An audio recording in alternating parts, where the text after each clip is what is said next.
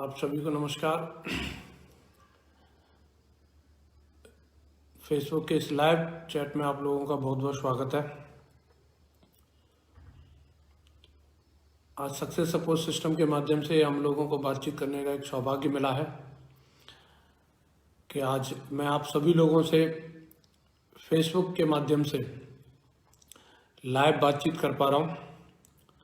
Success support system के official page से मैं आज ये जो कार्यक्रम हमारे ग्रेट मेंटर्स के द्वारा आयोजित किया गया है 7 days 7 लीडर्स, मुझे बड़ी खुशी है कि मैं आप लोगों से इस कार्यक्रम के तहत बातचीत करने का परम सौभाग्य मिला है।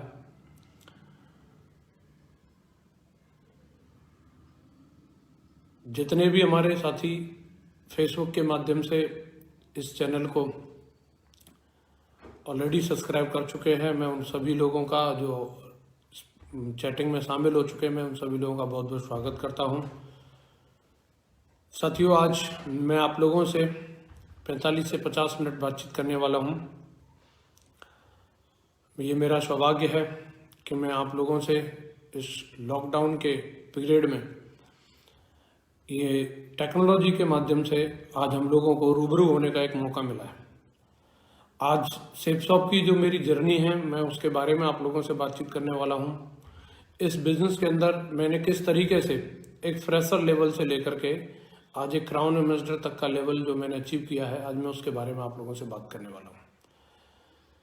मुझे यकीन है कि अगले 45 से 50 मिनट की हमारी इस बातचीत में आप लोग मेरा पूरा सहयोग करेंगे। दोस्तों, आज हम सभी लोग सेपसॉप कंपनी के बैनर तले सक्सेस सपोर्ट सिस्टम के प्लेटफॉर्म से आज हम सभी लोग रूबरू हैं, एक दूसरे से बातचीत कर रहे हैं। मैं सबसे पहला आप लोगों को ये मैसेज देना चाहूँगा, सोशल मीडिया के ऊपर बहुत सारे लोगों ने पहले से ही सक्सेस सपोर्ट सिस्टम के बहुत सारे पेजेस बना रखे हैं। मैं आपको बताना चाहता हूँ, हमारे जितने भी सोशल मीडिया के साथी हैं जो इस समय हमारे साथ में जुड़े हुए हैं, फेसबुक पर और यूट्यूब पर सिर्फ और सिर्फ इकलौता एकमात्र पेज है सक्सेस सपोर्ट सिस्टम का, जिसके माध्यम से मैं आज अभी आप लोगों के साथ में लाइव हूं और एक कार्यक्रम का आयोजन जिसमें किया जा रहा है। मेरे से पूर्व में आप हमारे 4 ग्रेट महागुरु जी लोगों को सुन चुके हैं। मेरे बाद में भी अभी और भी 2 दमदार लीडर्स इस कार्यक्रम में शिरकत करेंगे, आपसे बातचीत करेंगे। दोस्तों, मैं आप लोगों को एक ही बात बताना चाहता हूं, आपको ऑथेंटिक इन्फॉर्मेशन अगर चाहिए तो सक्सेस सपोर्ट सिस्टम के इकलौते पेज, इसी पेज पे आपको सारी चीजें मिलेंगी। इसका एक चैनल भी है यूट्यूब पर, आप वो चैनल भी सब्सक्राइब करके रखें। साथियों, आज मैं आप लोगों से पूरे भारतवर्ष को संबोधित करते हुए आज मैं अपने बारे में बातचीत करना चाहूँगा। मैं शुरुआत करता हूँ अपने सेपसॉप के सफ़र के बारे में। मैंने इस बिज़नेस की कब, कैसे और किस तरीके से शुरुआत करी। डायरेक्ट कोई भी व्यक्ति इस बिज़नेस में सफल नहीं होता, हर एक व्यक्ति की जीरो से शुरुआत होती है और एक दिन मेरी भी जीरो से शुरुआत हुई। मैं आपको बताना चाहूँगा, मैंने इस बिज़नेस को 2 सितंबर 2004 से शुरू किया। उससे पहले मैं गांव में पैदा हुआ, गांव में ही रहता था। पिताजी मेरे किसान हैं और गांव की ज़िंदगी थी। बहुत ज़्यादा अपने जीवन में कोई संभावनाएं नहीं थी, बहुत ज़्यादा कोई अपॉर्चुनिटी नहीं थी, बहुत ज़्यादा बड़े मेरे कोई सपने नहीं थे। मुझे दूर दूर तक कहीं ऐसा नहीं लगता था कि मैं अपनी ज़िंदगी में कुछ बहुत बड़ा कुछ कर सकता हूं करके। और वहीं पे जो बस ज़िंदगी एक कहेंगे कि कट रही थी और कुछ ऐसा कुछ ज़्यादा कुछ था नहीं अपने पास। और उस ज़िंदगी में एंट्री होती है सेपसॉप की। मेरे गांव के ही मेरे एक मित्र श्री हरेंद्र सर के द्वारा मुझे इस बिज़नेस के बारे में जानकारी मिली। मुझे उन्होंने इस बिज़नेस के बारे में बताया। आगरा से मैंने इस बिज़नेस की शुरुआत करी। जब मैंने बिज़नेस की शुरुआत करी थी दोस्तों, तो मैं 17-18 साल की उम्र में मैंने इस बिज़नेस को शुरू किया।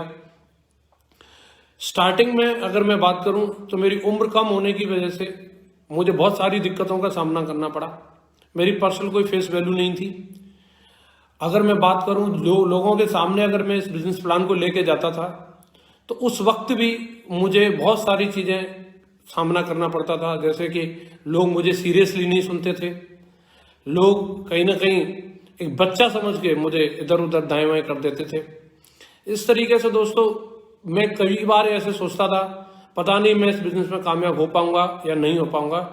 लेकिन दोस्तों, मैं आपको बताना चाहता हूँ, सिस्टम का सहयोग लेकर के मैं हमेशा सिस्टम पे बना रहा। मीटिंग ट्रेनिंग में मैं हमेशा जाता था। आगरा में मैं रेगुलर फ्राइडे ट्रेनिंग में, संडे वेन्यू में मैं जाता था। मेरे साथ गेस्ट जाए या ना जाए, मेरे साथ में कोई एसोसिएट हो ना हो, लेकिन मैं जरूर जाता था। गायत्री पब्लिक स्कूल में हमारी शुरुआत में ट्रेनिंग हुआ करती थी, सोनम रेस्टोरेंट में ट्रेनिंग हुआ करती थी। मैं डेफिनेटली उस ट्रेनिंग का हिस्सा बनता था। और दोस्तों, ट्रेनिंग का हिस्सा बने रहने की वजह से मेरा मोटिवेशन लेवल हमेशा अच्छा बना रहा। मैं आपको बताना चाहता हूं, शुरुआती दौर मेरा बहुत संघर्षों भरा रहा। अगर मैं बात करूं शुरुआत की, तो शुरुआत में तकरीबन 3.5 साल काम करने के बाद इस बिजनेस में मैं बड़ी मुश्किल से गोल्ड बन पाया था। कई लोग इस बात का यकीन नहीं करते कि आप 3.5 साल तक गोल्ड बने रहे, फिर भी इस बिजनेस में टिके रहे। हाँ दोस्तों, एक सबसे बड़ी चीज थी, मैं आपको आज दिल से बताना चाहूंगा। बहुत सारे उतार चढ़ाव आते हैं, बहुत सारी सफलताएं विफलताएं जीवन में रहती हैं। मैं अपने ग्रेट मेंटर्स के साथ में अपने खट्टे मीठे हर एक अनुभव को शेयर करता था, और माँ गुरुजी लोग मुझे उस चीज का कोई ना कोई रिप्लाई जरूर देते थे। एक चीज मैं आपको यहाँ बता देना चाहता हूँ, मुझे आज तक अपने जीवन में अपने ग्रेट मेंटर्स के ऊपर कभी भी डाउट नहीं रहा। कभी भी मुझे शक नहीं रहा कि ये जो मुझे बता रहे हैं, ये मुझे मोटिवेट करने के लिए बोल रहे हैं या मेरे जीवन को सफल बनाने के लिए बोल रहे हैं। मैंने हमेशा उनकी एक एक बात पर भरोसा किया। जो ये बोल रहे हैं वो हमेशा सत्य कह रहे हैं। दोस्तों, संघर्ष 3.5 साल का अगर आप देखेंगे तो वो एक समय था जिस समय ने मुझे बहुत कुछ सिखाया। जिंदगी के जो पैसे की वैल्यू क्या होती है, रिलेशन की वैल्यू क्या होती है, हर तरीके के खट्टे मीठे अनुभव मुझे उन 3.5 सालों ने, 4 सालों ने, शुरुआती समय ने मुझे अच्छे तरीके से करा दिए। मैं सिस्टम पे था काम करने के लिए। मैंने आगरा स्टार्टिंग करी थी, लेकिन मैं आगरा में ही सीमित नहीं रहा। मैंने आगरा के बाहर जाकर के भी काम की शुरुआत करी। मैंने खुर्जा, बुलंदशहर, दिल्ली में जाकर के अपनी एक लेग की शुरुआत करी। वहां से मेरा बहुत अच्छा काम निकला, लेकिन एक ही लेग मेरी चल रही थी। वहां से एक ही लेग में काम चल रहा था। अब मुझे अपनी दूसरी लेग में काम करना था। मेरी दूसरी लेग में बहुत ज्यादा टीम नहीं थी। दूसरी लेग में काम करने के लिए मुझे लिस्ट मिली, जोधपुर में काम करने का मुझे मौका मिला। कई लोग, उनके पास अपॉर्चुनिटी होती है, 1-2 लोगों की टीम कहीं से सोर्स होता है, लेकिन कई बार वो एक्शन नहीं ले पाते, कई बार लोगों के बीच में नहीं जा पाते। मैं दोस्तों आपको बताना चाहता हूं, जिस समय मैं जोधपुर गया था उस समय मेरी जेब में बहुत ज्यादा कोई पैसे नहीं थे। मात्र 2,000 या 2,500 रुपए लेकर के मैं गया था। हालांकि माँ गुरुजी लोगों का आशीर्वाद मेरे ऊपर था, माँ गुरुजी लोगों ने पूरी तरीके से मुझे यकीन दिलाया था। लेकिन दोस्तों, फिर भी मैंने पैसे की चिंता ना करके, किसी भी चीज की चिंता ना करके मैं जोधपुर गया। बहुत ज्यादा बड़ी टीम नहीं थी, 2-3 लोग थे, मिस्टर शैलेंद्र जी, ओमवीर जी, जिनके साथ में मैंने वहां जाकर के शुरुआत करी। और जो 2-2.5 हज़ार रुपए लेके गया था, वो भी जाते ही रूम के रेंट में और मेरी जरूरत के सामानों में खर्च हो गए। दोस्तों, अब मेरे पास करो या मरो की स्थिति थी। अब मुझे वहां रह करके कुछ करके दिखाना था, और मैंने वहीं से संकल्प लिया कि अब मैं कभी भी अपने पेरेंट्स के सामने हाथ नहीं फैलाऊंगा, कभी भी अपने अपलाइन के सामने हाथ नहीं फैलाऊंगा। अब मुझे अपने आप से कुछ करके दिखाना है। और यकीन मानिए दोस्तों, मैंने वहां डट के काम किया, डट के मेहनत करी, और फिर कभी मुझे जरूरत ना पड़ी कि मुझे कभी अपने अपलाइनों के सामने हाथ फैलाना पड़े या पेरेंट्स के सामने हाथ फैलाना पड़े। जो सफलता मेरी 3.5 साल से रुकी हुई थी, जो मैं गोल्ड बन पाया था, उसके अगले 1.5 साल में मैं आपको बताना चाहता हूं, डायमंड बन गया। अगर मैं शुरुआती असफलता को देख करके क्विट कर देता तो उसके अगले 1.5 साल में मैं डायमंड नहीं बन पाता। न केवल मैं 1.5 साल में डायमंड बना, बल्कि उसके अगले 8 महीने में मैं डबल डायमंड बन गया, और उसके अगले 6 महीने में मैं ट्रिपल डायमंड बन गया। आज दोस्तों आपके सामने बैठा हूं, इस कंपनी में 16 साल काम करने के बाद कंपनी का जो सबसे बड़ा लेवल है, क्राउन एम्बेसडर का लेवल, उस लेवल को मैं अचीव कर चुका हूं। 32 साल की उम्र में मैंने इस लेवल को अचीव किया। मुझे बड़ी खुशी होती है। काफी सारे लोग हैं जो पूछते हैं, जानते हैं कि आखिर ऐसे कैसे हुआ। तो दोस्तों, एक सेल्फ डिसिप्लिन एक कोई चीज होती है। मैं आपको बताना चाहता हूं, जब मैं जोधपुर में रहता था, मैंने पूरी तरीके से अपने अपलाइनों के प्रति सबमिशन कर रखा था।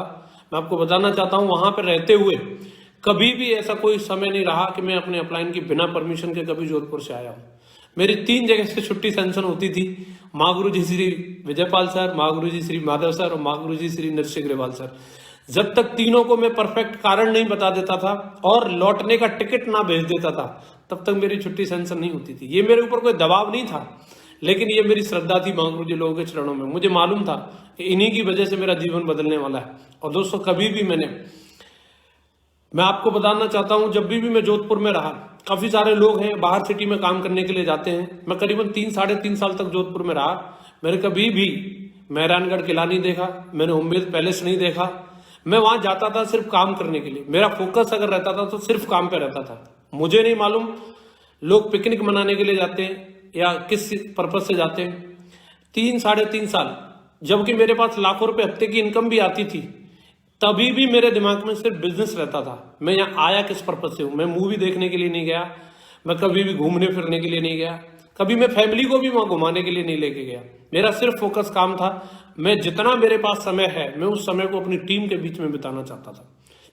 ये जो समझ, ये जो सिखलाई मुझे मिली मेरे ग्रेट मेंटर्स के द्वारा मिली, आज मैं जिस लेवल पे हूँ, आज जो मैंने सफलता प्राप्त करी है, मैं इसका सारा का सारा श्रेय अगर देना चाहूँगा तो वो अपने ग्रेट मेंटर्स को देना चाहूँगा। दोस्तों, मैं बात करूँ, दुनिया की सबसे बेहतरीन मेंटरशिप आज मेरे पास में है, दुनिया के सबसे बेहतरीन अपलाइन आज मेरे पास में है। मैं एक एक अपलाइन के ऊपर बात करूं तो उनके ऊपर निबंध लिखा जा सकता है, एक पुस्तक लिखी जा सकती है। इतने महान अपलाइन आज मेरे पास में है। मैं बात करता हूं महागुरु जी श्री राजीव चतुर्वेदी सर, जिनका परम आशीर्वाद मुझे शुरू से मिला। महागुरु जी की इतनी बड़ी शख्सियत है, मैं जब भी महागुरु जी से मिलता हूं मुझे कुछ न कुछ सीखने के लिए मिलता है। जिंदा दिली की मिसाल, हंसमुख चेहरा, मैं महागुरु जी को देख करके हमेशा प्रेरित रहता हूँ। मैं बात करता हूँ, उसके बाद हमारे ग्रेट मेंटर्स आते हैं महागुरु जी श्री संजय जैन सर। गुरु जी की शख्सियत इतनी बड़ी है कि मैं उनकी शख्सियत के बारे में अगर बात करूं तो सूरज को दिया दिखाने वाली बात है। मेरे जीवन में उनका बहुत बड़ा कंट्रीब्यूशन है। मैं 2005 में दिशा ट्रेनिंग में महागुरु जी से पहली बार मिला था और महागुरु जी के साथ में 4 दिन रहने का जो मुझे मौका मिला, मैंने जो भी पढ़ाई लिखाई करी, मेरी सारी एकेडमिक क्वालिफिकेशन एक तरफ और महागुरु जी के साथ में बिताए हुए 4 दिन एक तरफ। उन 4 दिनों ने मुझे जीवन का सही मतलब समझाया कि जिंदगी क्या होती है। मैं महागुरु जी का इस सिस्टम के लिए, सेप्सअप कंपनी के लिए और हमारी जितनी टीम के लिए जितना बड़ा कंट्रीब्यूशन है, मैं महागुरु जी को बारंबार धन्यवाद करता हूं। इतनी महान शख्सियत है। मैं बात करता हूं महागुरु जी श्री नरसिंह ग्रेवाल सर, जिनका परम आशीर्वाद शुरुआत से पहले दिन से मेरे ऊपर रहा। अगर आज मेरे से कोई पूछे कि आपको हिंदुस्तान के अंदर सबसे जोशीला व्यक्ति का ढूंढ के लाना हो तो मैं महागुरु जी श्री नरसिंह ग्रेवाल सर की बात करूंगा। वो मुर्दे के अंदर भी जान डाल देने वाली शख्सियत है। महागुरु जी ने आज तक, मैंने जब भी देखा उनको जोश में देखा, जब भी महागुरु जी बात करते हैं वो दमदारी की बात करते हैं। मेरे ऊपर उनकी बातों का खास असर होता है। उसके एक वजह है, महागुरु जी जाट है, मैं भी जाट हूं। और महागुरु जी जो बात एक बार समझा देते फिर उसके पीछे फिर दूसरा लॉजिक पूछने की जरूरत नहीं रहती। आज तक महागुरु जी ने जो बात एक बार जसवीर को समझा दी वो दिमाग में फिट नहीं होती, बिल्कुल झंड हो जाती है। महागुरु जी की बात को हमेशा एक एक बात को माना। मैं महागुरु जी का कृतज्ञ हूं। इसके बाद अगला नाम आता है महागुरु जी श्री माधव सर। महागुरु जी मेरे बड़े भाई का रोल प्ले किया। आज तक मतलब मुझे जिंदगी में जो कोई भी गाइडलाइन चाहिए थी वो गाइडलाइन समय से पहले मुझे महागुरु जी के द्वारा मिली। आज मेरी पूरी टीम 12-13 लाख लोगों का जो नेटवर्क आज मेरे साथ बनके तैयार हुआ है, उसका सारा का सारा श्रेय महागुरु जी श्री माधव सर को जाता है। मैं आज जो कुछ भी हूं उनकी एक पसीने की बूंद हूं। मैं उनका, मेरा पूरा परिवार उनका बारंबार धन्यवाद करता है। इतनी ग्रेट मेंटरशिप मुझे मिली। और उसके बाद में मेरे इमीडिएट अपलाइन, मेरे ग्रेट महागुरु जी श्री विजयपाल सर, उनकी शख्सियत मैं कहूंगा कि बिल्कुल भोलेनाथ की तरह है। महागुरु जी इतने, मैंने आज तक मैं बहुत लोगों से मिला, लेकिन इस तरीके का इतना कोमल स्वभाव मेरे लिए पर्सनली आज तक महागुरु जी ने कभी भी, मैंने अगर कश्मीर से लेकर कन्याकुमारी तक कहीं के लिए भी समय मांगा होगा, महागुरु जी ने कभी भी ना नहीं बोला। महागुरु जी हमेशा एक प्रेम से मुझे हर एक चीज को समझाया। मैं बारंबार धन्यवाद करता हूं ऐसी ग्रेट मेंटरशिप का। दोस्तों, मैं साथ ही धन्यवाद करना चाहता हूं जो आज मुझे हिंदुस्तान के अंदर सबसे बेहतरीन लीडरशिप, जो आज मेरी टीम में काम करने वाले एक एक लीडर, मैं सारे लीडर्स की बात करूं तो एक से एक दमदार लीडर है, लेकिन मैं यहाँ कुछ एक चुनिंदा लीडर्स का नाम लेना चाहूंगा जिन्होंने डे फर्स्ट से जसवीर के ऊपर तब भरोसा किया जब मेरी ना तो कोई उम्र थी और ना ही मेरे पास कोई बहुत ज्यादा तजुर्बा था, न मेरी कोई ऐसी पर्सनैलिटी थी। मैं शुक्रिया अदा करता हूं अपने एक एक लीडर्स का। धन्यवाद करता हूं मैं राहुल सारस्वत जी, हमारे great leader Lal Bahadur Sharma ji, mister Shailendra Singh ji, mister विकास यादव जी, मिस्टर सोमा शंकर जी, मिस्टर रविंदर जी, mister Abhishek ji, mister Omveer Singh ji, mister Krishanpal जी और वो तमाम लीडर्स, एक एक लीडर जिन्होंने डे फर्स्ट से जसवीर के ऊपर भरोसा किया और इस टीम को इस मुकाम तक पहुंचाया। मैं एक एक लीडर का धन्यवाद करता हूं। दोस्तों आज इस परम सफलता में मेरे फैमिली का भी बहुत बड़ा हाथ है। आज मैं अगर क्राउन एम्बेसडर बन के बैठा हूं, परिवार का अगर सहयोग ना रहा होता तो मैं आज यहाँ नहीं होता। मेरे माताजी पिताजी दुनिया की सबसे बेहतरीन पेरेंट्स अगर आज है तो वो मेरे पास है। बेहतरीन पेरेंटिंग आज मुझे मिली। पिताजी का भरपूर आशीर्वाद रहा, उन्होंने भरपूर सपोर्ट किया। शेप शॉप में डायमंड बनने के लिए उन्होंने हमेशा प्रेरित किया। कभी भी अगर नौबत आई तो उन्होंने यहाँ तक बोल दिया था अगर हमें खेत भी बेचना पड़े तो हम तुम्हें डायमंड बनाने के लिए खेत भी बेच देंगे। पिताजी का भरपूर सहयोग रहा। मेरी पत्नी अंजना, उसका बहुत बड़ा सहयोग है। 2007 में मेरी शादी हुई, तब से लेकर के आज तक भरपूर साथ दिया है। मेरी भाई, मेरी बहन, उनका भी बहुत बड़ा सहयोग है। दोस्तों मैं आज अगर बात करूं इस 16-17 साल की जर्नी में जो चीज़ें आज इस बिजनेस में काम करते हुए जो चीज़ें मेरे को समझ में आई हैं, एक चीज़ मैं आपको बताना चाहता हूं कि 16-17 सालों के दरमियान बहुत सी ऐसी चीज़ें रही, बहुत से ऐसे मौके रहे जब मैं अपने परिवार के साथ में नहीं था। एक चीज़ मैं आप लोगों को बताना चाहता हूं कि एक व्यक्ति हमेशा कोशिश करता है गुड फादर बनने की, गुड हस्बैंड बनने की, गुड सन बनने की। लेकिन अगर गुड फादर बनना है और ग्रेट फादर बनना है, तो अगर आप ग्रेट फादर बनना चाहते हैं तो गुड फादर वाले काम नहीं कर पाएंगे। मैं आपको बता दूं, मैं गुड फादर वाले काम नहीं कर पाया। जैसे कि अपने बच्चों की हर एक पेरेंट्स मीटिंग में शामिल रहना, मैं हमेशा उनके साथ में उनके बर्थडे पे मौजूद रहना, या उनके साथ में रोजाना पार्क में खेलने के लिए जाना, शायद मैं ये सब काम नहीं कर पाया। लेकिन दोस्तों एक जो ग्रेट फादर को जो करना चाहिए था वो मैं आज इस शेप शॉप की मदद से कर पा रहा हूँ। केवल मैं नहीं, जितने भी लीडर्स आज जो हमारे महागुरुजी लोग हैं, उन्होंने भी अगर देखेंगे तो जो ये छोटी छोटी खुशियां थी उनको पोस्टपोन किया। गुड फादर होने के नाते ये सारी चीजें करनी चाहिए कि उसको अपने बच्चों के साथ में टाइम स्पेंड करना चाहिए। एक गुड हस्बैंड होने के नाते उसको हमेशा अपनी फैमिली के साथ में टाइम स्पेंड करना चाहिए। गुड हस्बैंड होने के नाते उसको हमेशा अपने मैरिज एनिवर्सरी पे मौजूद रहना चाहिए। गुड सन होने के नाते अपने पेरेंट्स के साथ में रहना चाहिए। लेकिन याद रखिए, अगर आप ग्रेट बनना चाहते हैं तो गुड वाली चीजों को छोड़ना पड़ता है। जितने भी इस दुनिया के अंदर ग्रेट लोग हुए हैं वो आदर्श वाले कोई भी काम उन्होंने नहीं किए, लेकिन दोस्तों जब वो अपनी जिंदगी में महान बन गए तो बहुत लोगों के वो आदर्श बने। इन चीजों को पोस्टपोन करना पड़ता है, तो ये टेम्परेरी पोस्टपोन्ड है। जब आप अपने जीवन में सफल हो जाते हैं तो आज आप एक स्टैंडर्ड देखिए। आज महागुरुजी लोगों ने इन चीजों को पोस्टपोन करके अपने परिवार को जो स्टैंडर्ड दिया, आज हमारे ग्रेट महागुरुजी लोगों के बच्चे आज विदेशों में पढ़ रहे हैं तो उन्होंने ग्रेट फादर वाला काम किया है। आज जो लाइफ स्टैंडर्ड वो अपनी फैमिली को दे रहे हैं उन्होंने ग्रेट फादर वाला काम किया है। अपने परिवार को, अपने माता पिता को जो खुशी दे रहे हैं उन्होंने ग्रेट वाला काम किया है। तो कुछ समय के लिए आपको गुड वाले कामों को पोस्टपोन करना पड़ेगा। अगर जो व्यक्ति इन गुड वाले कामों को पोस्टपोन करेगा वो डेफिनेटली ग्रेट सफलता को प्राप्त करेगा। वैसे भी एक कहावत आप सब लोगों ने सुनी है, कुछ पाने के लिए कुछ खोना पड़ता है। और कुछ खोने का मतलब यही है कि हमें टेम्परेरी ये छोटी छोटी खुशियों को कुछ समय के लिए हमें इनको पोस्टपोन करना पड़ेगा, और परमानेंट सफलता को पाने के बाद हम अपने इस परिवार के साथ में हम बहुत बड़ी सफलता के साथ उनके साथ रह सकते हैं। मैंने देखा इस बिजनेस में लोग पूछते हैं कि सर आपको इतना वक्त क्यों लगा, तो कुछ एक चीजें रहती हैं कहीं ना कहीं। शुरुआत में जब कहीं ना कहीं सिस्टम की जो बात थी उनको अपने ऊपर अप्लाई करने में हमारी ईगो आड़े आती है, बहुत सारी हमारी नॉलेज आड़े आती है। तो कहीं ना कहीं एक जो मैं हमेशा बोलता हूं, इंसान को सफल होने में समय नहीं लगता, उसको सुधरने में समय लगता है। जो व्यक्ति अपने आप को जिस दिन से अपने ऊपर काम करना शुरू कर देता है, जिस दिन से वो कसम खा लेता है कि 100% मैं सिस्टम के सबमिट करता हूं अपने आप को, उस दिन से उसकी सफलता की उल्टी गिनती शुरू हो जाती है। दोस्तों मैं अगर आज बात करूं, हम जो कुछ भी अपनी जिंदगी में है वो अपनी आदतों की वजह से, जिस तरीके की आदतें हमने अपनी जिंदगी में लगाई हैं उन आदतों का ही रिजल्ट है आज हम। और उन आदतों को हमें अच्छी आदत लगाने के लिए मैंने बहुत सारे साधु संत महात्माओं से मिला, बहुत सारे ग्रेट मोटिवेटर्स को सुना, बहुत सारे लेखकों की किताबों को पढ़ा। अच्छी आदतों के लिए या बुरी आदतों के लिए एक सबसे बड़ी जो चीज होती है वो है माहौल। आपको जैसा माहौल मिलता है उस माहौल के हिसाब से आदमी अपने आप को डाल लेता है। और माहौल अगर हम लोगों को सफलता का चाहिए तो वो सफलता का माहौल अगर हमें कहीं मिलता है तो वो हमारे सिस्टम के अंदर मिलता है, सक्सेस सपोर्ट सिस्टम के अंदर मिलता है। आज मैं इस बात को पूरे फक्र के साथ कहता हूं, अगर मेरे अंदर इतनी सारी ये अच्छी आदतें कभी जीवन में कभी आ नहीं सकती थी अगर मैं सक्सेस सपोर्ट सिस्टम में ना होता। तो आज मैं जो कुछ भी हूं मैं सक्सेस सपोर्ट सिस्टम की यूनिवर्सिटी का स्टूडेंट हूं। इसकी वजह से आज ये सारी आदतें मेरे अंदर आई और उन आदतों की वजह से आज मैं अपने जीवन में सफल हुआ हूं। मैं आज इस बात की पूरी तरफदारी करता हूं कि आज हमको लोगों को दुनिया का सर्वश्रेष्ठ सिस्टम काम करने के लिए मिला है, जो हमारे अंदर ऐसी आदतों को डेवलप करता है, नई नई वर्कशॉप लेकर के आता है, नई नई एलडीपी लेकर के आता है। उन एलडीपीज में, उन वर्कशॉप में जाकर के हमें वो एजुकेशन मिलती है जो दुनिया की किसी यूनिवर्सिटी में, किसी स्कूल में हम लोगों को नहीं पढ़ाई गई।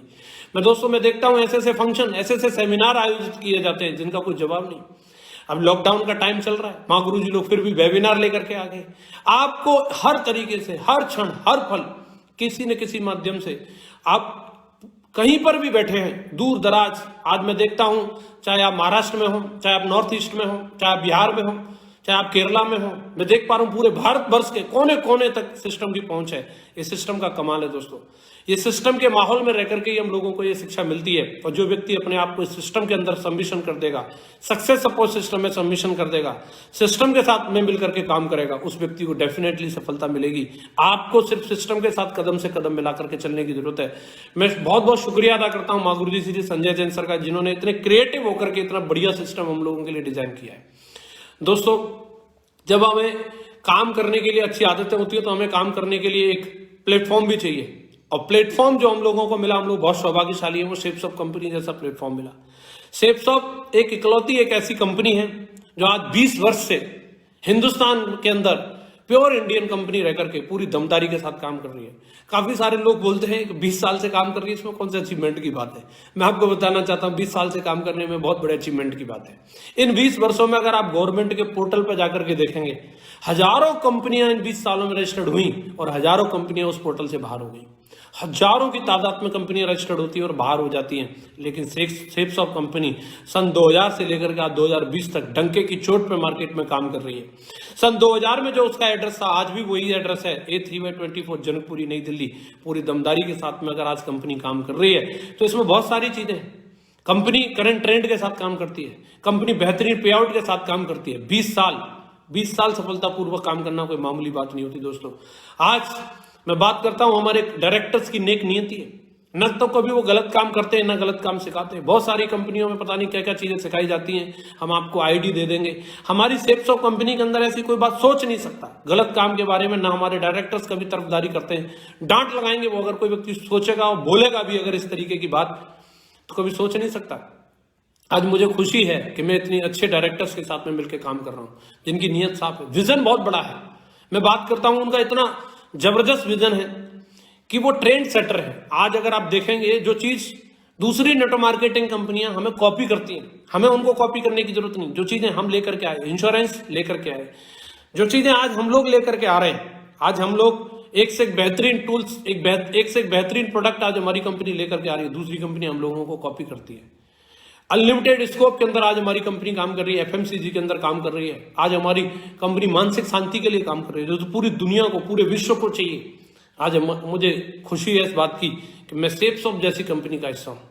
काफी सारे लोग कुछ छोटे मोटे लालच के चक्कर में फंस जाते हैं और लुभावने ऑफर मिलते हैं कई लोगों को, मुझे भी मिले। शुरुआती समय में जब मैं काम कर रहा था, संघर्ष कर रहा था, बहुत सारे लोग मेरे इर्द गिर्द आते थे और मेरे को बोलते थे, लेकिन मैं परमात्मा का शुक्रिया अदा करता हूं कि मेरे दिमाग में वो कोई भी ऐसा कोई भ्रम नहीं आया, कि मुझे कभी डाउट नहीं हुआ, कभी मैं किसी लालच में नहीं फंसा। उन लोगों के ऊपर मुझे एक स्टोरी याद आ रही है, क्या होता है ऐसे लोगों के साथ जो कहीं ना कहीं ऑफर्स का शिकार हो जाते हैं। एक भोला वाला व्यक्ति दिल्ली शहर में जाता है, और दिल्ली शहर में चांदनी चौक में वो अपने परिवार के साथ घूम रहा था, और वहां पे वो देखता है कि एक दुकान के बाहर बोर्ड लगा था, खाना आप खाओ बिल आपका पोता देगा।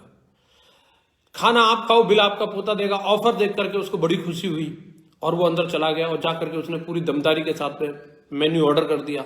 पूरी तबीयत से उसने और उसके परिवार ने भोजन किया, और भोजन करने के बाद वो चल दिए। तभी मैनेजर ने उसको बिल थमा दिया। तो वो पूछता है, बिल किस बात का? आपने तो अपनी दुकान के बाहर, अपने रेस्टोरेंट के बाहर बोर्ड लगा रखा है, आपने लिखा है खाना आप खाओ बिल आपका पोता देगा, तो बिल किस बात का? तो फिर दुकानदार, वो जो रेस्टोरेंट का मालिक था, जो मैनेजर था, वो बोलता है, साहब ये बिल आपका नहीं है, आपके दादाजी का है। अब दादाजी तो इस दुनिया में है नहीं, दादाजी तो ऊपर चले गए। अब उनसे कौन कंफर्म करेगा कि वो चांदनी चौक कभी आए थे या नहीं आए थे? वो व्यक्ति फंस गया। ऐसे ही कई सारे लालचों के अंदर लोग फंस जाते हैं। मैं आपको बताना चाहता हूं, कंपनी अगर चली जाती है, चलो कोई बात नहीं, कोई कंपनी चल रही है, बंद भी हो सकती है, लेकिन दोस्तों उसके साथ साथ लीडर्स की गुडविल भी जाती है, लीडर्स की एक इमेज भी इस तरीके की बनती है। हजारों लोग जो हमारे ऊपर भरोसा करके आते हैं, हम अपने छोटे से लालच के लिए हजारों लोगों की जिंदगी के साथ खिलवाड़ नहीं कर सकते। मुझे गर्व है कि मुझे सेफ सब जैसी कंपनी में काम करने का मौका मिला। दोस्तों, अगर आज मुझे इस बिजनेस में, इस नेटवर्क को बिल्ड करने का अगर कोई मैसेज देना हो, तो मैं बताना चाहूंगा आपको, इस बिजनेस में काम करने के लिए कुछ उसूल हैं, जो नेटवर्क बनाने के उसूल हैं, जो लोग उन उसूल्स को समझते हैं और उन उसूलों पर रह करके काम करते हैं, उनको डेफिनेटली सफलता मिलती है। मुझे माँ गुरुजी लोगों ने बताया, शुरुआत से ये बात की सिखलाई दी, अगर इस बिजनेस के अंदर आपको सफल और कामयाब होना है तो आपको जोड़ी बना करके काम करना है। इस हमारी सेफ शॉप में ऐसी तमाम जोड़ियां बनी हैं जो ऐतिहासिक जोड़ी हैं, और जब वो जोड़ियां बनी उन्होंने बड़े बड़े रिकॉर्ड और बड़े बड़े इतिहास बनाए। माँ गुरुजी श्री राजीव चतुर्वेदी सर और संजय जैन सर की जोड़ी बनी, आज पूरे हिंदुस्तान के अंदर जलवा है। माँ गुरुजी जैन साहब, माँ गुरुजी ग्रेवाल सर की जोड़ी बनी, माँ गुरुजी माधव सर विजयपाल सर की जोड़ी बनी। तो जब जब जोड़ियां बनी तब तब इतिहास लिखा गया। और मैं आपको आज इस फेसबुक लाइव के माध्यम से ये मैसेज देना चाहूंगा कि आप भी अगर बड़ा काम करना चाहते हैं तो आप एक जोड़ीदार के साथ में मिलकर के काम करो।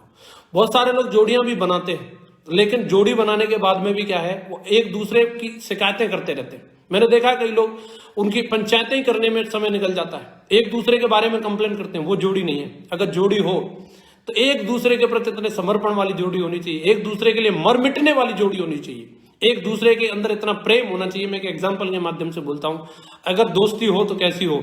दोस्ती हो तो दूध और पानी के जैसी होनी चाहिए। जब पानी को दूध में मिला देते हैं तो पानी अपना पहचान खो देता है, उसकी फिर पानी के नाम से पहचान नहीं होती, दूध के नाम से पहचान होती है। और फिर बोला जाता है, दूध बोलता है उसको, दोस्त तुमने मेरी खातिर अपनी पहचान खोई है, मैं दोस्ती निभाऊंगा। और वो दोस्ती निभाता है। उस पानी की जो कोई कीमत नहीं होती, जब वो दूध में मिल जाता है तो दूध उसको अपने भाव में बिकाता है, उसका मोल बढ़ा देता है। पानी भी बोलता है, मित्र तुमने आज मेरा मोल बढ़ा दिया है, मेरी कीमत बढ़ा दी है, तो दोस्ती मैं भी निभाऊंगा। जब दूध को गर्म करने के लिए रखा जाता है तो जब तक पानी की एक एक बूंद न जल जाए तब तक दूध को जलने नहीं देता। भाप बन करके जब पानी दूध से बाहर हो रहा होता है तो दूध से भी ये नजारा देखा नहीं जाता कि मेरा मित्र मेरे से अलग हो रहा है, तो दूध भी उस जगह से निकल के बाहर आता है, उबल उबल के बाहर आता है, उस आग को बुझाने की कोशिश करता है। और उस उबलते हुए दूध में अगर आप 4 छींटा पानी के डाल दीजिए, 4 बूंद पानी की डाल दीजिए, मेरा मित्र आ गया, इस बात का एहसास करके शांत हो जाता है। इस तरीके की मित्रता होनी चाहिए जैसे दूध और पानी की होती है। लेकिन एक बात याद रखना दोस्तों, उस दूध और पानी की मित्रता में बस वो 4 बूंद खटाई की नहीं आनी चाहिए। नींबू की 4 बूंद डाल दी तो दोनों को अलग कर देती है। कुछ भी हो जाए, लेकिन हमारी जोड़ी हमेशा हमेशा के लिए रहनी चाहिए। आपकी जोड़ी हमेशा हमेशा के लिए याद की जानी चाहिए, शिकायत वाली चीज नहीं होनी चाहिए। दूसरी बात, इस बिजनेस को बिल्ड करने के लिए दूसरा उसूल जो मैंने इस बिजनेस के अंदर सीखा है वो है, इस बिजनेस में सकारात्मक नजरिए के साथ ही बड़ा काम किया जा सकता है। पॉजिटिव एटीट्यूड बहुत जरूरी चीज है दोस्तों। मैंने देखा है बहुत सारे लोग परिस्थिति की वजह से सुखी दुखी नहीं होते, वो अपने नजरिए की वजह से सुखी दुखी होते हैं। सेम परिस्थिति में एक व्यक्ति रिकॉर्ड बनाने के बारे में सोचता है और दूसरा व्यक्ति उसी परिस्थिति में रोना धोना रोता है, वो कटोरे भरता रहता है। मैं तमाम ऐसे लोगों को जानता हूं। एक व्यक्ति जब उसके सामने प्रॉब्लम आती है वो बिखर जाता है और दूसरा व्यक्ति उसी प्रॉब्लम में निखर जाता है। सबसे बड़ी बात है तो नजरिए की बात होती है। अगर नजरिया हो तो कैसा हो? नजरिया हो तो हनुमान जी के जैसा होना चाहिए। मैं हमेशा बोलता हूं, हनुमान जी का वाक्य सबको मालूम है, जिसको मालूम नहीं है वो आजकल रामायण देख रहे होंगे, उनको पता चल गया होगा। हनुमान जी का जितना पॉजिटिव एटीट्यूड था, रामायण के अंदर सबसे बड़ा रोल प्ले किया, इसके बावजूद भी जरा सी भी ईगो नहीं थी उनके अंदर। उन्होंने अपनी आंखों से देख लिया प्रभु श्री राम का पत्थर डूब गया, और इसके बाद प्रभु श्री राम उनसे पूछते हैं कि हनुमान जी आपने क्या देखा? तो कितना प्यारा जवाब देते हैं, बोलते हैं प्रभु मैंने अपनी आंखों से देख लिया, जो चीज इस संसार में प्रभु श्री राम के हाथ से एक बार छूट गई वो तैर नहीं सकती, वो तो डूबेगी डूबेगी। कितना पॉजिटिव एटीट्यूड था, कितना पॉजिटिव एटीट्यूड था उनका अपने मेंटर के प्रति, अपने भगवान के प्रति, अपने गुरु के प्रति। उनमें से अगर कोई हम जैसा साधारण मानव होता, अरे साहब मैंने देख लिया, क्या देख लिया? बोला आप में कोई शक्ति भक्ति नहीं है, आप कोई भगवान भगवान नहीं है, मैं जाकर के बताता हूं, ये तो बेवकूफ बना रहे हैं, हाँ, इनका तो पत्थर डूब गया।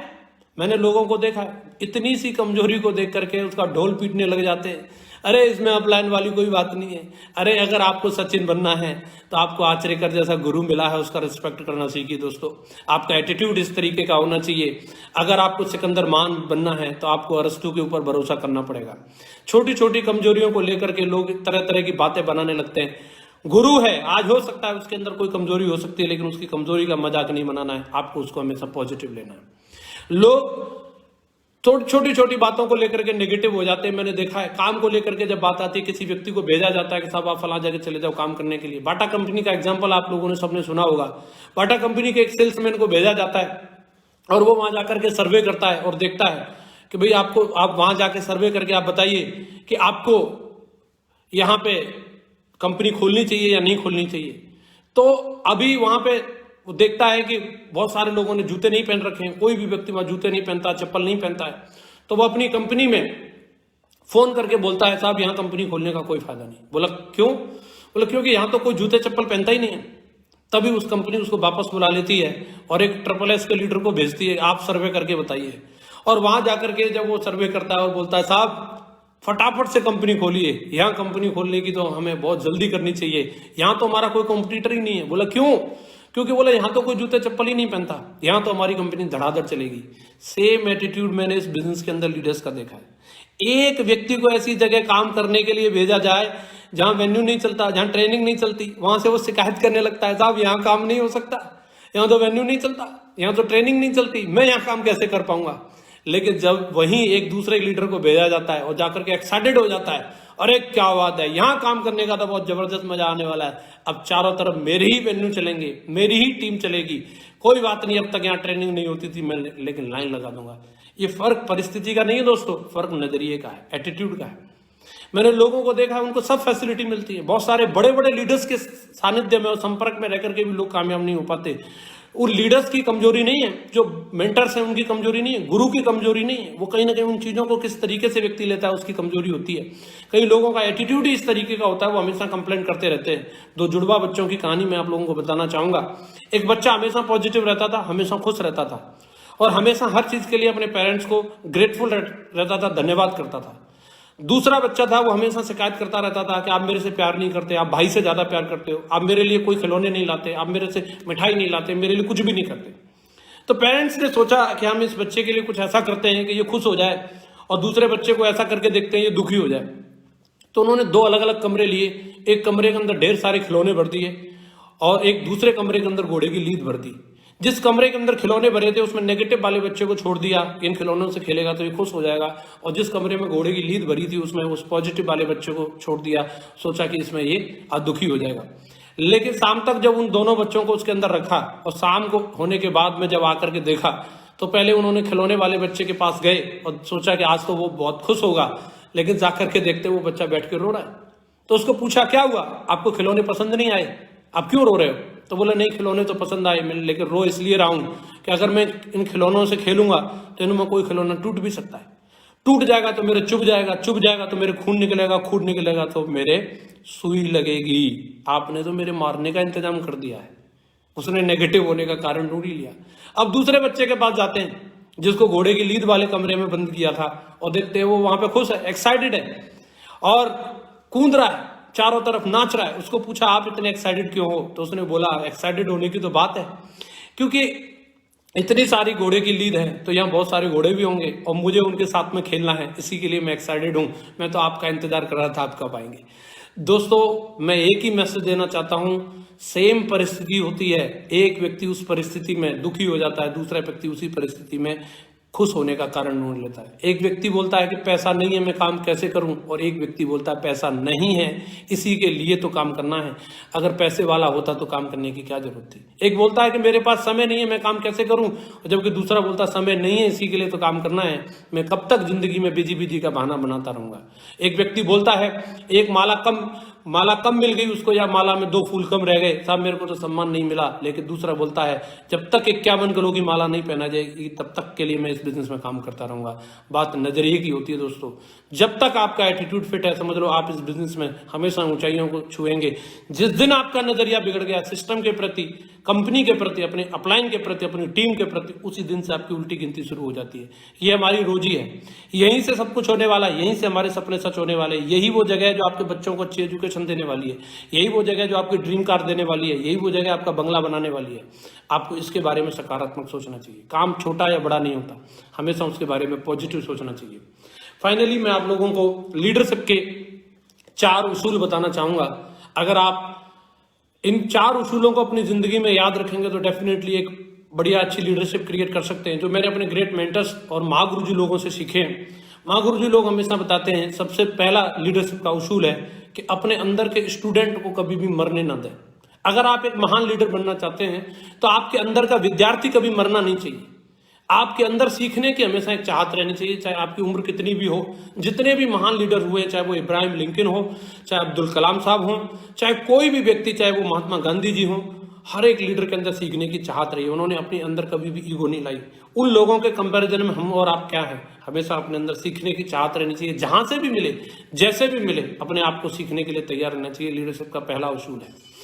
लीडरशिप का दूसरा उसूल है जो बोलता है अपने आप को किसी एक चीज के अंदर निपुण बनाइए, अपने आप को किसी एक चीज का एक्सपर्ट बनाइए। जैसे आज हमारे ग्रेट महागुरुजी लोग हैं, अगर आज आप महागुरुजी श्री संजय जैन सर से, महागुरुजी श्री नरसिंह ग्रेवाल सर से अगर आप मिलते हैं तो एक चीज में बहुत निपुण है, बड़े एक्सपर्ट हैं। अगर आप मुर्दे व्यक्ति को भी उनके सामने बिठा देंगे, उसको भी मोटिवेट कर देंगे कि उसको डायमंड बनना है। उनके अंदर ये टैलेंट है, उनके अंदर ये निपुणता है। तो हमें ऑलराउंडर बनने की जरूरत नहीं है, हमें स्पेशलिस्ट बनने की जरूरत है। किसी एक चीज में आपको स्पेशलिस्ट बनना है, और इतना स्पेशलिस्ट बनना है कि वो काम आपके जैसा कोई दूसरा ना कर पाए। अपने आप को ऐसा स्पेशलिस्ट बनाइए। ये लीडरशिप का दूसरा रूल है। रूल नंबर 3 है कि जो कुछ भी आपने सीखा है वो आप दूसरे लोगों को सिखाइए। आप अपने टैलेंट से दूसरे लोगों को परिचय कराइए। कई सारे लोग अपने खूबियों को वो अपने अंदर दबा के रखते हैं, अपने सीक्रेट्स को दबा के रखते हैं। दुनिया में जितने भी टैलेंटेड लोग हुए हैं वो अपने लिए नहीं हुए, इस बात को हमेशा ध्यान रखिए, वो हमेशा दूसरों के लिए हुए हैं। जितने भी महान सिंगर हैं उन्होंने अपने लिए गाना नहीं गाया, हमेशा दूसरों के लिए गाना गाया है। जितने भी महान लेखक हैं उन्होंने अपने लिए पुस्तकें नहीं लिखी हैं, उन्होंने पुस्तकें दूसरे लोगों के लिए लिखी हैं। आपने आज तक नहीं देखा होगा कि कोई लेखक अपनी पुस्तक को पढ़ रहा हो। जितना भी कोई बड़ा कुक हुआ है उसने अपने लिए भोजन नहीं बनाया, उसने दूसरों के लिए बनाया। याद रखिए, कोई जितना बड़ा सर्जन हुआ है उसने अपनी सर्जरी कभी अपने आप से नहीं करी, वो हमेशा दूसरों के लिए हुआ है। आपने जो कुछ भी टैलेंट अपने अंदर लिया है उस टैलेंट को दूसरे लोगों के लिए बांटिए। जितना ज्यादा आप बांटेंगे, जितना ज्यादा आप लोगों के बीच में देंगे, वो टैलेंट उतना ज्यादा बढ़ेगा। और याद रखिए, अगर आप उस टैलेंट को दबा करके रखेंगे तो परमात्मा अगली बार आपके अंदर उस दिव्य गुण को नहीं देने वाला। इसलिए अपने उस दिव्य गुण को लोगों के बीच में बांटिए। बात करते हैं चौथे गुण की, तो चौथा गुण है रिटायर हो जाना, अपनी जिंदगी में मजे करना, जो आपने सफलता को प्राप्त किया उसको एंजॉय करना। ये 4 लीडरशिप के गुण हैं। मुझे उम्मीद है कि आप इसको हमेशा ध्यान रखेंगे। चलते चलते मैं एक चीज आपको बताना चाहूंगा कि हम लोगों को हमेशा बोला जाता है कि इस बिजनेस में हमने दिशा ट्रेनिंग में जाकर के सीखा कि सारा का सारा गेम, सबसे बड़ा रोल अगर किसी चीज का है तो अपनी माइंड की प्रोग्रामिंग का है। हमारे मन की प्रोग्रामिंग जिस तरीके की होगी हम अपनी जिंदगी में उस तरीके के बनते हैं। हम लोग इसको भली भांति ट्रेनिंग में जाकर के समझते हैं, लेकिन दोस्तों हमारे मन को जो प्रभावित करने वाली चीजें हैं, जो मुझे जो लगता है खास तौर से हमारा जो मन, जो 5 ऐसी चीजें हैं जिनसे बहुत ज्यादा प्रभावित होता है, जो महागुरु जी लोगों ने हमें बताया है, समझाया है, मैं उसके आधार पर आप लोगों को बताना चाहूंगा। अगर आपने इन 5 चीजों को समझ लिया जिनसे हमारा मन प्रभावित होता है और वो चीजों को सही कर लिया, तो आप अपने मन को अपने नियंत्रण में कर सकते हैं। और मन को नियंत्रण में कर लिया तो आप अपनी जिंदगी में जो प्राप्त करना चाहते हैं, जो बनना चाहते हैं, आप वो बन सकते हैं। सबसे पहली चीज जिससे हमारा मन प्रभावित होता है वो है स्थान। स्थान एक सबसे इंपॉर्टेंट चीज है जिससे हमारा मन प्रभावित होता है। आप देखेंगे हर स्थान का एक अपने आप में अलग अलग महत्व होता है। मंदिर का एक अलग स्थान है तो उसका एक अलग महत्व है, और वहां जाकर के हमारे अलग विचार आते हैं। आप देखेंगे जब आप सिनेमा हॉल में होते हैं वो स्थान एक अलग है और वहां के विचार कुछ अलग और होते हैं। आप यहां तक देख सकते हैं अपने घर में अगर 3 रूम हैं, तीनों कमरों का अलग अलग आपके अंदर प्रभाव होगा। स्थान का एक बहुत बड़ा महत्व है। ऐसे ही ट्रेनिंग का वेन्यू होता है, हमारा प्लान का वेन्यू होता है, उसका भी एक अपने आप में महत्व है। कई लोग बोलते हैं मेन्यू पे जाके क्या करना, अरे भाई स्थान का बहुत बड़ा महत्व है जो आपको मन को प्रभावित करने के लिए असर डालने वाला है। अगर आप पुलिया पे बैठे रहेंगे तो पुलिया वाला स्थान है और वहाँ वो उसी तरीके का प्रभाव डालने वाला है जिस तरीके के लोग वहाँ रहते हैं। तो स्थान, अपना स्थान हमेशा अच्छा रखिए जिससे आपका मन प्रभावित होगा और आपकी माइंड की प्रोग्रामिंग अच्छी होगी। दूसरी जो चीज है जो हमारे मन को प्रभावित करती है वो है समय। समय का भी एक अलग अलग रोल होता है। सुबह के समय में हमारे अलग विचार होते हैं, दोपहर के समय में हमारे विचार अलग होते हैं और शाम के समय में हमारे विचार अलग होते हैं। इसीलिए हमारे जितने भी पूर्वज हुए हैं, जितने भी महान ऋषि मुनि हुए, उन्होंने ज्यादातर अच्छे कामों को सुबह करने के लिए बोला है। चाहे वो मेडिटेशन हो, चाहे वो प्रेयर हो, चाहे वो कोई भी चीज हो जिनके बारे में हमेशा बोला जाता है आप मॉर्निंग में करिए। हमेशा ये चीज बोली जाती है कि आप सुबह का जो समय होता है वो सबसे पवित्र होता है। हमारे महागुरु जी लोगों ने भी 7 लीडर्स और 7 डेज का जो कार्यक्रम है इसको भी मॉर्निंग में रखा। ये खास महत्व महागुरु जी लोग इस बात को भली बात जानते हैं, तो समय का विशेष ध्यान रखिए। तीसरा होता है भोजन। महागुरु जी लोगों ने हमें 3 तरह के भोजन के बारे में बताया, एक तामसिक, एक राजसिक और एक सात्विक। तामसिक भोजन अगर हम करेंगे तो उसके अंदर वही राक्षस वाली चीजें आने वाली हैं और वही दिमाग में चलेगा, खुरापात, उल्टे पुल्टे काम, कार्डिनल रूल तोड़ना, उठपटांग काम करना। भोजन का भी हमारे ऊपर बहुत बड़ा असर होता है। राजसिक भोजन होता है वो मजेलेलो.com वाला है, और सात्विक जो भोजन होता है, जो सात्विक भोजन है, इसके लिए हमेशा एक बात याद रखिए। मैंने करीबन 3 साल तक मैं जोधपुर में रहा, मैं एक ही टाइम खाना खाता था और महागुरु जी लोग बोलते हैं आप खाने के लिए जी रहे हैं या जीने के लिए खा रहे हैं, इन दोनों चीजों में अंतर होता है। तो मेरा ये मानना है आप जीने के लिए खाइए, खाने के लिए मत जिए। और तीसरी जो चीज है जो हमारे हमको प्रभावित करती है वो है हमारे पूर्व संस्कार और हमारी धारणाएं। पूर्व संस्कारों में हम ज्यादा कुछ नहीं कर सकते, लेकिन हम अपनी धारणाओं को बदल के अपने जीवन को बदल सकते हैं। हमारे अंदर बहुत सारी ऐसी नेगेटिव धारणाएं होती हैं, साहब मैं तो गरीब खानदान में पैदा हुआ हूं, मैं तो गांव में पैदा हुआ हूं, मैं कैसे कर सकता हूं। अपनी धारणाओं को बदलिए। हजारों लाखों ऐसे उदाहरण हैं हमारे सिस्टम के अंदर जिन्होंने अपने आप को गरीबी में रह करके इतिहास लिख करके दिखाया है, उन्होंने अपनी धारणा को बदला। आप भी अपनी धारणा को बदल के अपनी जिंदगी को बदल सकते हैं। और 5वां जो चीज है जो हमारे को बहुत ज्यादा प्रभावित करती है वो है हमारी संगति और हमारे कार्य। किस तरीके का कार्य हम कर रहे हैं, किस तरीके की संगति में हम रह रहे हैं, वो हमारे मन को बहुत ज्यादा प्रभावित करती है। बोला जाता है अच्छी संगत अगर होती है तो आपके जीवन को बदल देती है। मैं आपको इसके ऊपर एक लास्ट उदाहरण देकर के अपनी बात को क्लोज करूंगा। दोस्तों, संगति का इतना बड़ा महत्व है कि मुंबई में एक घोड़ों को ट्रेंड करने के लिए कैंप लगा हुआ था और वहां पर देश विदेश से, इंग्लैंड से, अमेरिका से, अलग अलग जगह के बड़े बड़े विदेशी घोड़े आ रहे थे जिनको ट्रेनिंग दी जा रही थी। वहीं पे एक गांव का देहाती हरियाणा का ताऊ अपने गधे को लेकर के पहुंच जाता है।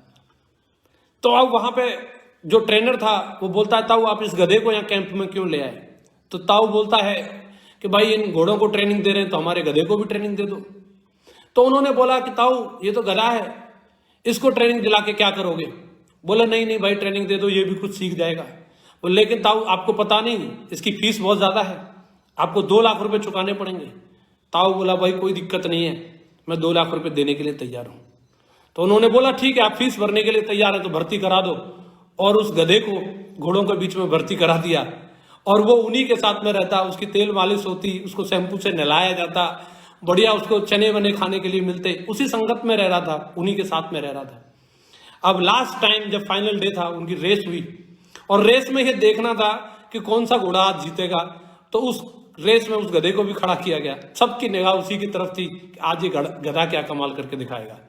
आप दोस्तों आश्चर्य मत करिए कि उसने बहुत बड़ा कोई कमाल नहीं किया, वो घोड़ों को नहीं हरा पाया, वो सबसे पीछे रह गया, सबसे फिसड्डी था। और ट्रेनर ने आकर के बोला देखा ताऊ मैंने तो आपको पहले ही बोला गधा गधा ही होता है, सबसे पीछे रह गया ना। तो ताऊ ने एक बहुत सुंदर जवाब दिया, हाँ सर आप ठीक कह रहे हैं कि मेरा गधा सबसे पीछे रह गया, लेकिन आप ये भी देखिए ये दुनिया के सबसे बेहतरीन घोड़ों के बीच में सबसे पीछे रह गया है। जब वापस ये अपने गांव में जाएगा तो उन घोड़ों, उन गधों में जो गांव में रह रहे हैं, उन गधों में ये नंबर 1 आने वाला है। दोस्तों यही चीज मुझे समझ में आई। मैं तो एक गधा था, मुझे संगति मिली ऐसे दमदार घोड़ों की और उनके बीच में रह करके एक गधा भी अपने गांव का नंबर 1 गधा बन गया। ये एक संगति का असर है। ऐसे ग्रेट मेंटर्स महागुरु जी लोग जिनकी संगति मुझे मिली, मैं बारंबार परमात्मा को धन्यवाद देता हूं कि मुझे ऐसे लोगों के साथ काम करने का मौका मिला, आप जैसी टीम मिली जो पूरे भारतवर्ष के अंदर इतना नेक नियति से काम करती है। दोस्तों, मेरी इस कोरोना टाइम पे मैं आप लोगों को एक ही चीज बोलूंगा, आप मानवता के लिए जितना जो कुछ भी कर सकते हैं आप मानवता के लिए करिए, अपनी टीम के लिए जो कुछ भी आप कर सकते हैं अपनी टीम के लिए करिए। मैं आज आप लोगों से इस माहौल में सिर्फ आकर के बातचीत कर सकता था आपके घर में, वैसे तो मैं आ नहीं सकता था, लेकिन फेसबुक के माध्यम से आपके घर तक आया और आप लोगों ने इतनी बड़ी तादाद में एक रिकॉर्ड के साथ में आप लोगों ने मुझे सुना। मैं आप सभी लोगों का दिल की गहराइयों से बहुत बहुत धन्यवाद करता हूं। बातों ही बातों में अगर मैंने आपका समय ज़्यादा ले लिया उसके लिए मैं माफ़ी चाहूँगा। अगर आपको इन बातों में कोई भी एक बात अच्छी लगी हो, आप अपने बिजनेस के अंदर चार चांद लगाइए और आप अपने बिजनेस के अंदर सफलता प्राप्त करिए। आज एक ये मथुरावासी एक छोटा सा एक बच्चा इस बिजनेस के अंदर 17-18 साल की उम्र में शुरुआत करके 32 साल की उम्र में 12-13 लाख लोगों की टीम बना सकता है। तो डेफिनेटली मुझे भरोसा है इस पूरे हिंदुस्तान में हजारों लाखों करोड़ों जसवीर हैं जो निकल के आने वाले हैं और आने वाले टाइम में इस सेप्सॉफ्ट कंपनी में, इस डायरेक्ट सेलिंग में बहुत बड़ा इतिहास बनाने वाले हैं। मैं बहुत बहुत धन्यवाद करता हूं आप सभी लोगों का। Thank you very much. बहुत बहुत धन्यवाद हमारे ग्रेट मेंटर्स का, सभी महागुरुजी लोगों का। आपने मेरा उत्साहवर्धन किया, इसके लिए बहुत बहुत धन्यवाद। Thank you very much. कल फिर आप लोगों से मुलाकात होगी और कल एक हमारे बहुत ही दमदार लीडर श्री सुनहरी लाल सर आ रहे हैं। आप उनको बड़ी से बड़ी तादाद में आकर के सुनिए और उनके विचारों को जानिए, अपनी सफलता में चार चांद लगाइए। इन्हीं शब्दों के साथ thank you very much. Wish you all the best and go crown ambassador, go crown ambassador.